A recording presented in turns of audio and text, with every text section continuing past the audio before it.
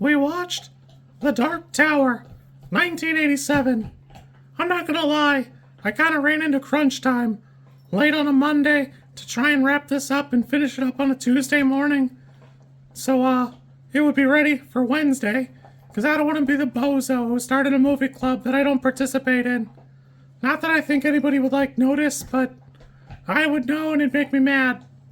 I'm kind of surprised at this movie. It's so odd. It's got a real rich history where it feels like all of the real talent left the film. Ken Wiederhorn was supposed to direct it, backed out. Eventually it was down to Freddie Francis, who was mostly a cinematographer, and this is his last feature film. Some of the trivia kind of makes it seem like he had never directed, but he's got 25 years of directorial credits, so it's not like he was just thrust into it, even though parts of this movie do feel that way. There's a bunch of problems with financing, the original stars backed out, it's all a huge mess. It's kind of interesting because it's not that far from The Lift, which we watched, probably a month and a half ago, but it's definitely got these weird story beats that, if you read the trivia section, IMDb has a good breakdown of the production and why things went wrong. There are a whole bunch of plot points that they ran out of budget for, including the nightmares that the main character is supposed to go through, and then a big sequence at the end, a climax on the rooftop that never comes to fruition. Other than the budgetary problem, something that kind of killed me was the window washer peeping at the lady. And I don't know who's a bozo, because on one hand, he's just outright staring at her. But it's a window, and there's a washer outside who, she knew he was there. He snuck in. So it's one of those funny, 80s tropes where somebody's peeping on somebody else, but, it's kind of played differently, so I kind of enjoyed that. There are some little bits and baubles throughout this movie that I really enjoyed. I like the psychic researcher guy, but unfortunately, it feels like he just gets kind of axed partway through. I enjoyed this well enough, although I'd be lying if I said it held my attention completely, or did anything that was so good I'm glad I watched it.